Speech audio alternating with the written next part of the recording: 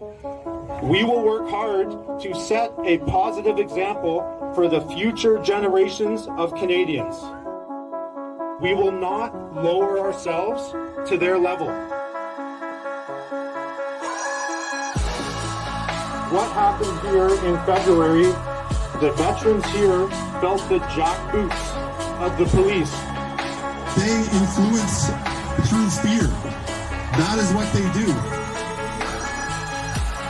It's you tomorrow, it's me the next day. They're going to smear us. They have already started.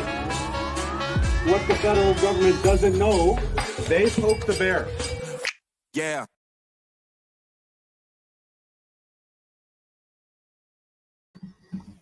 Hey, good evening. It's Drew, current president of Veterans for Freedom, with a special weekly sit rep because I don't really have my own brand. And we have the first BolsheVet. I think there's a group, I think about 60 or 70 of them who just run their mouths about our organization and never step up to the plate. But this guy, supposedly he's going to show up. He has the link. He said he might be running a bit late because he's having dinner with his father, like a good son would. So we'll see if he shows. So we'll just wait once he gets backstage. I'll bring him in and let him introduce himself, and we'll have a discussion. So I'll just fill the air with a bunch of stuff that's happened today. So there's some good news on the Coots forefront. So as most of you heard, Chris Lysak has gone from suspicion to commit murder of RCMP officers to improper use of or proper storage of a firearm. So pretty drastic with that change. But anyways, he's I think there's already a picture out of him getting out of jail. So after over 2 years of being in jail for that, he's out. So he's going to be with his daughters and his family. And we just sent him about $500 to help with his legal fees. But I was making a joke to the guys there that we need that money back. But like I said, it's just a joke. And hopefully he can use that money to get back on his feet or go out for a nice meal or something like that with his family. And we are going to get a shirt size and based on how big that guy is, like probably like 2XL or 3XL, we're going to send him a welcome home merch box from all of us here at V4F, and we supported them. So congratulations to him, and kudos to everyone in the communities who stepped up and donated money to getting him like a top-notch lawyer. And myself and some of our guys were discussing it earlier, is that, if it wasn't for him having this big shot lawyer come in from Vancouver, and basically I think they sat down with the Crown and sort of gave the rundowns like, you have no case, you either let him out or we're going to sue you for X amount of dollars. So anyways, it was great. We sent a lot of money to Chris, and it was great for him to get that lawyer a big victory and get those two guys out. So that's some good news. So until this guy shows up, I'll just scroll through some of the comments here. So armor of God, yeah, no, I don't know, it was fun. I just picked that picture, and we had the thumbnail done up, and there's only a handful of pictures of me actually doing my job in the Navy, and it's basically from the unit I was at. It's heavily like PERSEC and OPSEC, and you couldn't post your identity and that sort of thing. So but anyways, there was some concern because that one picture of me at the back there at a range, it was pointing the my gun at the guy's head. So I switched it up just to make sure that it was pointing off screen. And yeah, so anyways, not that I care, I really don't give a shit, but some people did. So anyways, just made that change. So we'll wait a couple minutes here. Like I said, hopefully the guy shows up. And if he does, kudos to him. He's the first BolsheVet to show up. And yeah, even if he does, be gentle. No, I'm gentle. Yeah, don't worry about me. I never get worked up or get mad or angry or yell or anything like that. So there's not going to be too much worry from that. Like, we've had some cordial, fine conversations in Twitter DM. I told him I'm not going to yell at him or anything like that. That's just not how I roll. But I'll give a shout out to one of my favorite BolsheVets, Dirty Leg 79. Oh man, you are a beauty. And it's funny how you and your rest of your comrades and Black Cloud 6 and some of the other guys just all you do on Twitter is take our posts and then comment in your echo chamber, but you're not willing to step up or debate any of us. You can pick the trade, you can pick the rank, whatever, and you guys don't have the balls to do so. So Hugh hopefully does, and that's why we don't block him. Like, he blocked us back in the day, but he said he would step up, and like I said, we'll see if he does. We'll wait a little bit, and then if not, then we'll go through some of Hugh's, some of his tweets and some of the things that he said, and yeah. Or if any other BolsheVets watching, like Dirty Leg, step up to the plate, man. Just message, and we'll send you an email with the Twitter link, and we can get you on here, or we can schedule you for another time to get in, and we can discuss anything that's on your mind, and why you don't like our organization, and why our fairly large organization, our 3,500 guys.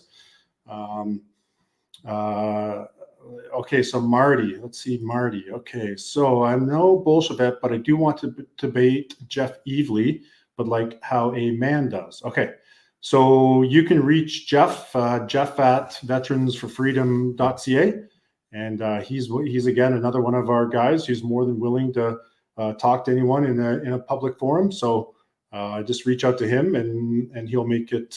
He should make it happen. So no problem there. BolsheVet. Yeah, that term, I love that term. That's another one coined by yours truly. So anyways, pretty proud of myself on that. So we'll just we'll wait a couple more minutes, and if he has any questions or comments, just throw them in there. I can answer them as we wait for Hugh and him finishing his thanks. Yeah, Corporal Retire Marty Smith, 2 PPCLI. Okay, cool, man. Yeah, Marty, send out an email to Jeff or me, and we can get you on. And like I said, we're open to have public discussions or debates with anyone who either agrees with us or disagrees with us. But no one so far has stepped up to the plate. So by all means, send us an email, or you can hit us up at, I'll put it in the comments here, info, and then we can forward it to the veteransforfreedom.ca. There it is in the comments. So you can send an email, and we'll forward it to whoever you want to speak to. So anyways, let's check my phone quickly. Shout out to old Wild Bill there. See you commenting. So all right, so nothing back from him. So we'll just wait for him to finish his dinner, and if by 7, maybe 15, he's not up, then I'll start to go through some of his tweets, and hopefully he'll get in, and we'll be able to have a debate. So, all right, what's some other news? Yeah, well, I'll just give you a quick update. So we are, don't say working with, but we're going to share the story of a young lady. I think she's 36, 37 years old, single mother who became a quadriplegic from the vaccine. Yeah, she's been going through some issues, and the government's offering her aid, and they're not helping her and that sort of thing. So we have our friend John Nesbitt from the Canadian Independent. So he's going to be going and doing a story on her on the 8th of February. We're going to be helping out with some of the costs, because John thinks it's a big enough story that's going to go international, and they're going to, get this lady some help, because she's applied for the Vaccine Injury Support Program, and she's got nothing. And I believe it was a local businessman who stepped up and paid the $12,000 for her wheelchair ramp for her to be able to get in and out of her house. Yeah, and even shout out to our guy Brett, who's a contractor. He does like decks and that sort of thing. And if you didn't get that, we were going to have he was going to go out. We were going to get some of our guys out and pay for the materials and actually make her place more wheelchair accessible, because unfortunately this young lady It's a big change in her life, and she's young, and she had to give up custody of her son and give away her dog and that sort of thing. So anyways, it's going to be a big international story, we think. So we're getting behind it. We got some other people lined up. She'll be on podcasts, and we have some other sort of strategic stuff. But this lady wants to get out and tell her story. And what's interesting is, her son goes to school with my niece. And so, my sister became aware of her story. She reached out to me and asked if there's anything we can do to help this lady, which we can. We have a great network. We have an international network. We have a lot of, we don't have as big a social media influence as some. That's mainly because, we don't live on social media all the time and post maybe as much as other people do. But we know people who have big social media followings and some influence. So we're going to get her story out. We're going to get her the help that she needs. And, she sent me a message saying, we're sort of the first organization outside of an article she did with Matt Horwood with Western Standard that sort of reached out to her and helped her. So shout out to Haley. Thanks. There's our graphics girl who does a lot of work for us in terms of the graphics and the V4F TV stuff. So shout out to Haley. And yeah, definitely. So they injure her and then refuse to help her or pay for any of her needs. And then to make her sort of go away, they offer a maid, right? That's just a bunch of nonsense. We're not going to let that happen. But, I guess our organization is, it's funny when we get called white supremacists and terrorists and that sort of thing. And then we ask for, okay, we'll prove that. And no one can. So I can assure you that we have Black members, Asian members, Korean members, white members, Hispanic. Shout out to my boy, Ruben. Hope he's watching. We have gay members. So we don't judge people based on immutable characteristics or the identity politics stuff, but just what brings us together is the fact that we're veterans and we care about the direction that the country's going. Yeah, shout out to our girl Tawny. Yep, out in V4F West. One of my favorites. We got Indigenous, and so we don't play those games. We don't look through the identitarian lens, and that's just not how the organization operates. So hopefully, you know what? I just remember another BolsheVet who I really like is what's his name? There's so many of them. The guy who wanted to start the Hellfish organization to expose right-wing extremist members in the CAF and all these guys. They're all just a bunch of anonymous losers. And like I said, none of them are willing to step up and do anything. So we'll wait 2 more minutes here for Hugh. And we'll see. It doesn't look like he's coming, which is typical, standard. I had a feeling that this is what sort of was going to happen, and people weren't going to step up to the plate. But anyways, this is what it is. Oh, Greg Alkerton, yeah, him and that guy as well. It's so funny. The Veterans Accountability Project, out of Ottawa there. So they got Clayton Goodwin, the reservist cook with no time overseas. I'd love to get that guy on too, right? That guy is, he's just, anyways, they always say, oh, can't be so mean to these guys, but it's like shooting fish in a barrel, right? But anyways, so V4F shows for V4F TV. Okay, so you got Jeff Evely and Radical Candor.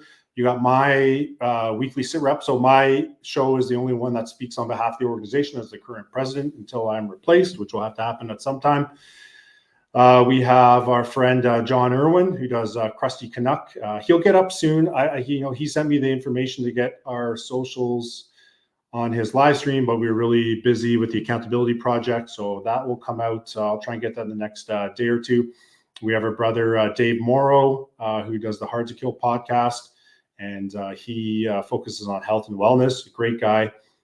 We have White Wabbit Warrior and Marty. If you guys never get your shit together, they're going to have planting seeds, and I know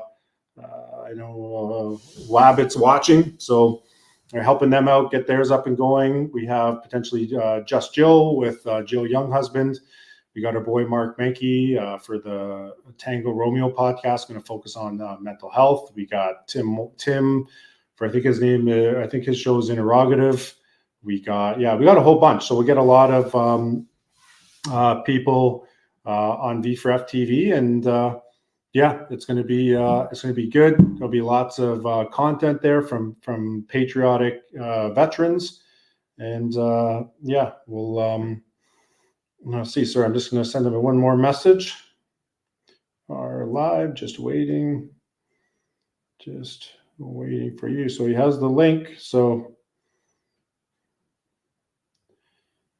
see if he gets on. But I'll take any more questions. Yeah, the BolsheVets.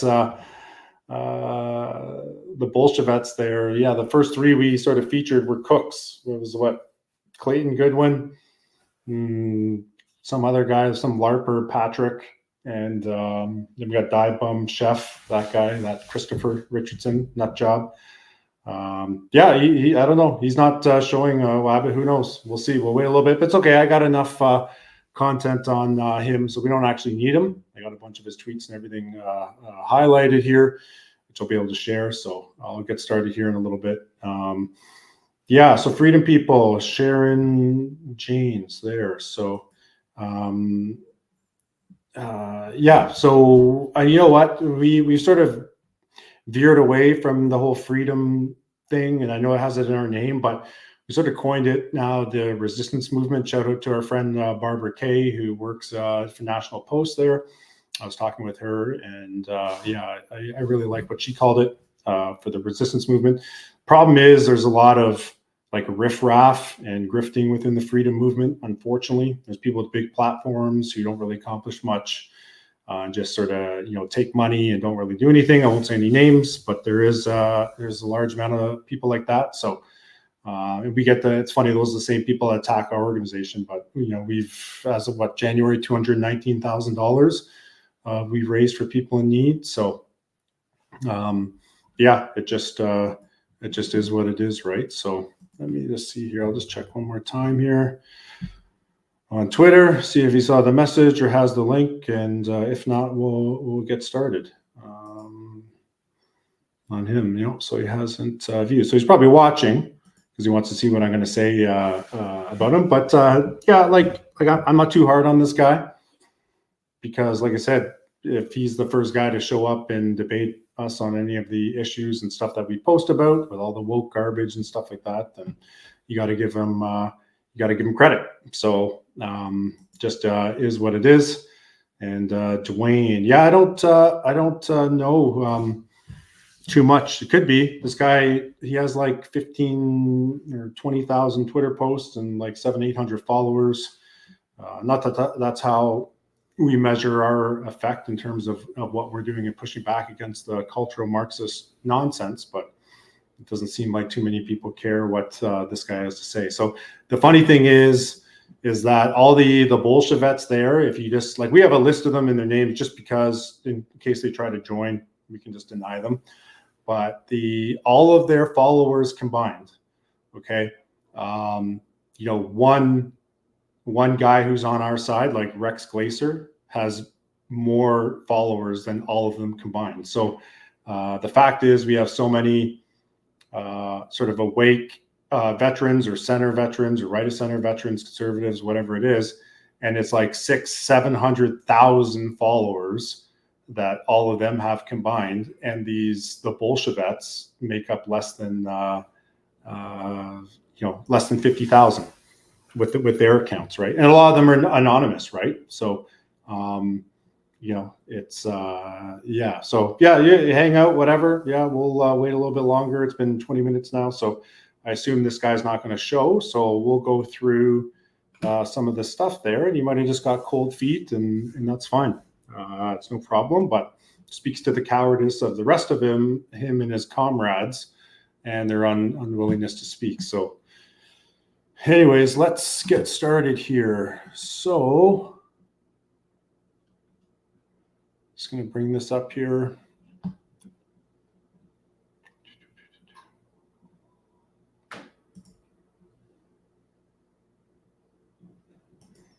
All right. And they might think, oh yeah, we got them. We're wasting your time. It's like, not a waste of time for me. I got nothing but time. So,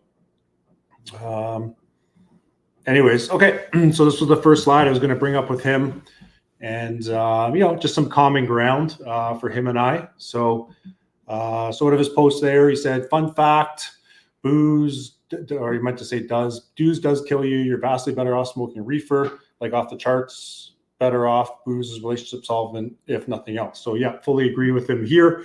As a guy who got off the booze over 4 years ago, best decision that I ever made. My mind's as sharp as can be.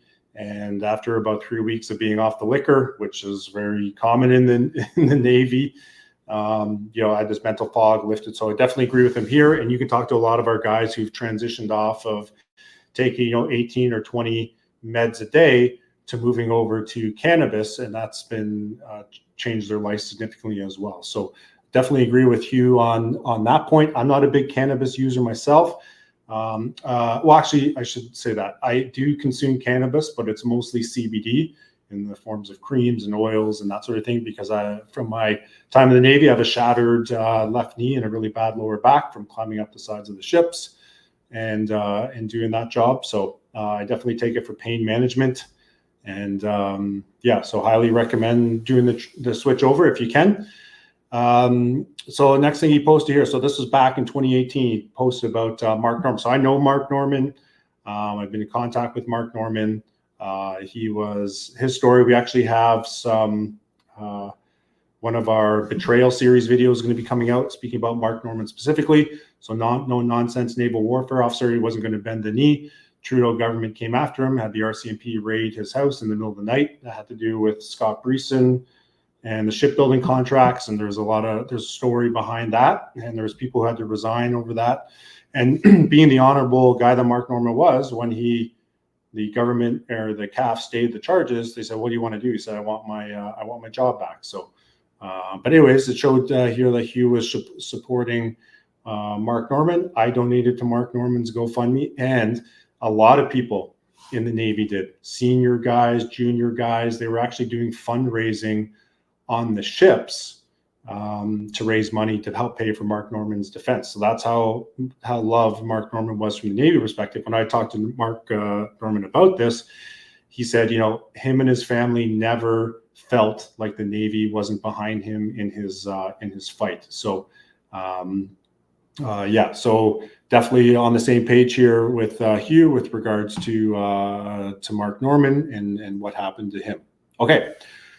So it seems like the big thing that Hugh is upset about is the whole parental rights thing. Now, he's a full-time teacher for one of the school boards, and he doesn't like the whole parental rights and, kids are not property and that sort of thing. So he talks about, someone accused him of being a pedophile, their words. He said, which my lawyer will be contacting you for.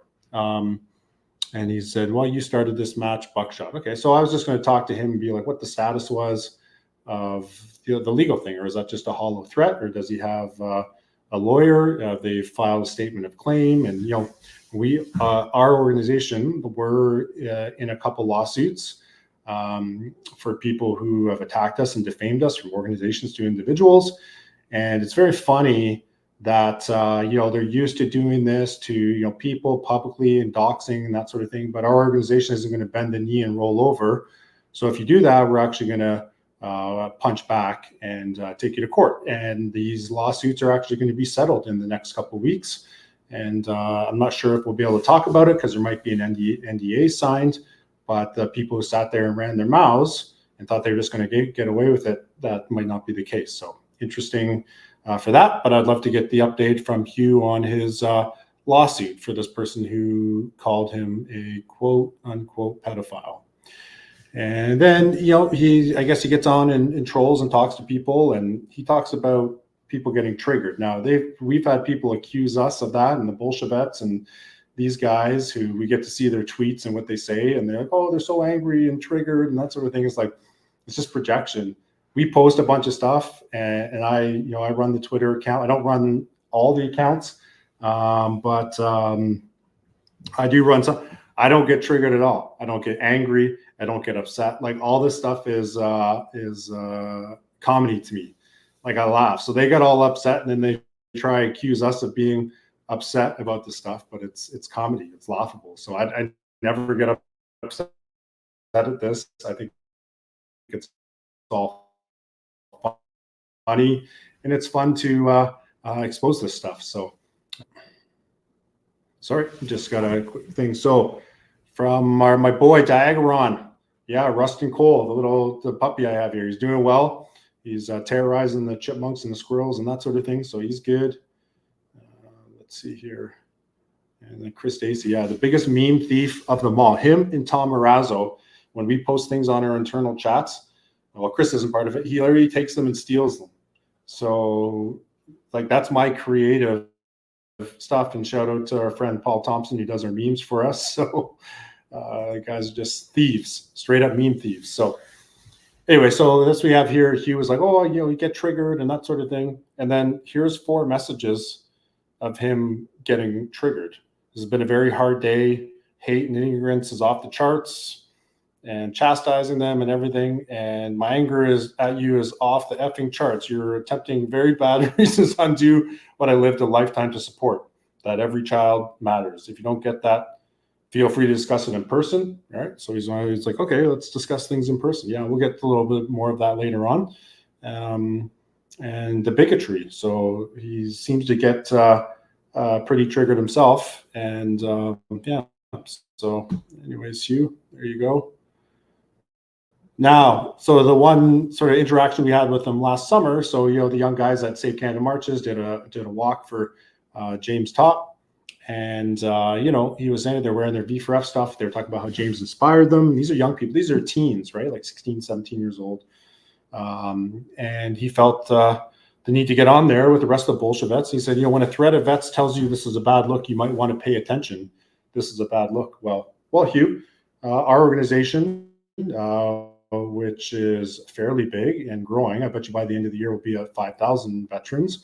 Might be soon be the biggest veteran organization in the country. Who knows? We support the guys at Save Canada, young men and women who are standing up and pushing back against the nonsense. And here you are, a guy in his 50 years old, jumping in and attacking these guys. And so, we just called them out. This is just a thread of woke, washed up vets, and tell the guys just to disregard them because our organization supports them. We have more experience than you. We have more medals, however you want to measure it. We're bigger. We support them. So, that just thing. And then he wanted to know what washed up is. He's trolling. You just go look at his. That's all he does is troll and that sort of thing. But we'll get into more of that later on. All right. So then we have, he said, I've been insulted by traitors. How shall I ever recover from such excoriating indictment? Days off to a good start. And it's like, traitors, you're calling us traitors. Do tell. And he said, my bad, seditious. Supreme Court of Canada has defined sedition as a practice that is calculated to start blah, blah, blah, subvert the government and the laws of the empire. I said, well, how are we sedition? Why aren't the board members in jail? Why aren't us traitors in jail? And that sort of thing. And I asked him to provide proof to back up his claim. And he said, I cite the Feb insurrection and this organization's role in it. This will be our last conversation. So what he did there after is he blocked us. And then, he refused to speak to us or that sort of thing. But little does he know, V4F was formed after the convoy. We formed on March 6th in 2022. So we didn't play a role in any sort of insurrection. And so he called us traitor, and according to the criminal code, was treason, who uses force, violence, or the purpose of overthrowing the government of Canada or province, and blah, blah, blah. You can read it on the screen there. Maybe we have a case for defamation against you. So we have a good team. I think, 4 lawyers on our team. So that's a dance we can take you up on if you like. And this is something last summer we said, look, there's an open invitation to any of you or any other BolsheVets to debate us online or in person. And then the funny thing he responded with was, so you can get even more attention than you deserve? Nope. And then, of course, didn't think so. So unfortunately, he has 800 followers. We have over 11,000. So if anything, we were going to be giving him more attention than he was going to be giving us. So anyway, it's pretty funny. And So a couple things here. He talks about, people he's arguing with and debating and that sort of thing. He's like, oh, well, you're in your mom's basement. You're living in your mom's basement. Back to the basement. I did game on. You too comfy in your mom's basement. And this is what he said. Please suddenly realize humping a C6 isn't as much fun in real life compared to playing Call of Duty on mommy's internet in mommy's basement. And then again, created by, there's Dirty Leg again. Shout out to Dirty Leg 79. Created by basement dwellers suffering from limited time leadership ABCs. So anyways, and there's the BolsheVet in the bottom right corner there, another cook. But anyways, the funny thing is that Hugh lives with his father. Okay, so he's there running his mouth and calling all these people basement dwellers, but he lives with his father. I've seen it in his tweets. He lives at home with his dad. And he always brings his dad up and his dad's service and that sort of thing. So he brings his dad to the debate, and he lives at home with his dad. So it's just funny that the teapot's calling the kettle black here. And me personally, I'm 42. I own my own 37.5 acre farm. Don't get any money from anyone. I work, I pay my bills and that sort of thing. And I'm not living at home with my parents. So that was a good one. All right. So with Hugh, he works.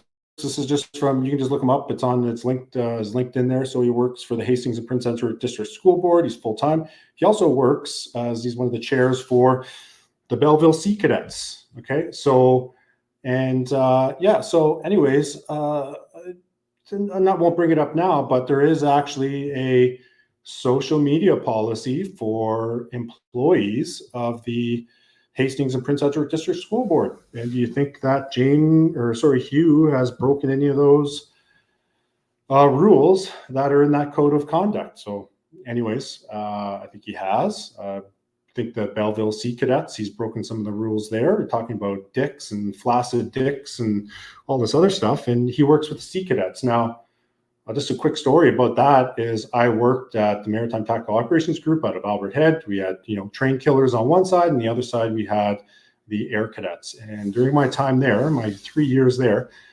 we had two occurrences where RCMP drove to Albert Head and arrested cadet instructors right in front of everyone. Because basically what's happened is when the cadets called home, they said, look, this cadet instructor fondled me or whatever happened.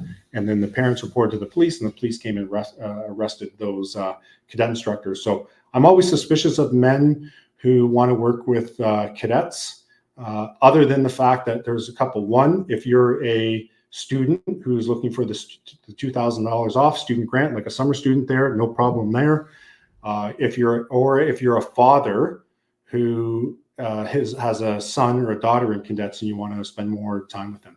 Anyone other than that, it's weird that dudes want to work with young kids. And he's also had an article where he worked with Dean Blundell and how he became a total socialist. So you just have to look that up on social media and read what he had to say there. But anyways, just interesting. Be interesting to see if him and his online stuff and running his mouth and talking about dicks and kids and that sort of thing is something that the school board that he works for and the Sea Cadets is something that they condone. So interesting. Not too sure.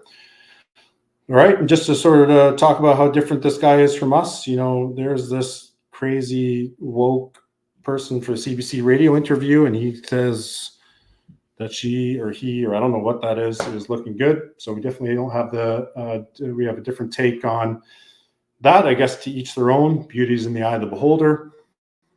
And then he talks about how he is going to deal with people who are, parents who are pushing back against the trans agenda, and how he would deal with it. He goes, that's how I would deal with it, except the fact that he has his son's Remington 870 and 20 gauge, and he spent many good this afternoon busting clays. He's not trans, but in high school, and went to bat for a friend who was. So interesting, talking about guns and pushing back against parents who are concerned about the trans agenda.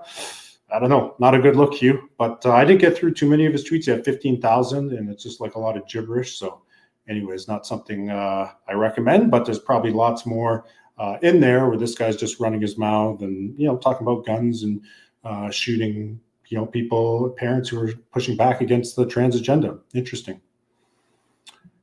And there's a couple things there, sort of last final points, and he talks about threat of a keyboard warrior, and then he talks about his father and his father's service and that sort of thing, and he talks about all that nonsense. So anyways, not necessarily a great guy, but he is, living with his dad, and he's projecting, and he's accusing other people who are living in their parents' basement. But I think Hugh that's what he's doing. He's living in his with his dad. So anyways, just a BolsheVet, typical guy, typical just woke ideologue who doesn't believe in parental rights and wants to indoctrinate your children, unfortunately. So anyways, maybe he's doing that with his dad right now. He's spending some time with him. And yeah, and then lastly, we'll just keep it off with this. So it says the guy doesn't think residential schools are things. So I was just going to try and talk to him and ask him what sort of proof he has about the residential schools. But that's who this guy is. So the first BolsheVet, he's 0 for 1, struck out, didn't show up. That's fine. I have zero problem exposing these guys for what they are, and it is what it is. And so just pay attention to these people. And they are, yeah, exactly. So I highlight what Chris says here. But Chris, that's not up to you. That's up to these guys. That's up to these, total socialists and these teachers and what they're doing to your students in school. So unfortunately, it's their rights. It's not you as a parent to take care of your kids. So anyways, yeah, Ron, yeah. So, all right, so that's 35 minutes. He was a no-show, 0 for 1. Just is what it is. But we still exposed him for the type of guy that he is. And be safe out there. So unless there's any last questions for me, we'll sign off. I will go enjoy myself, not in my parents' basement, in my house, in my property, in my farm, in my dogs, because I worked hard and provided for myself and deployed all over the world, and lots of CPay and lots of risk and hardship allowance. And I took that money and did something with myself. So yeah, here I am checking in from my farm and not my parents' basement. So I just wanted to share that all with you. Thanks for joining us. And hopefully one of these guys will have the balls to step forward and debate me or any one of us publicly. So thanks again, and we'll see you guys soon. We will work hard to set a positive example for the future generations of Canadians. We will not lower ourselves to their level. What happened here in February, the veterans here felt the jackboots of the police. They influence through fear. That is what they do. It's you tomorrow. It's me the next day. They're going to smear us. They have already started. What the federal government doesn't know, they poke the bear. Yeah.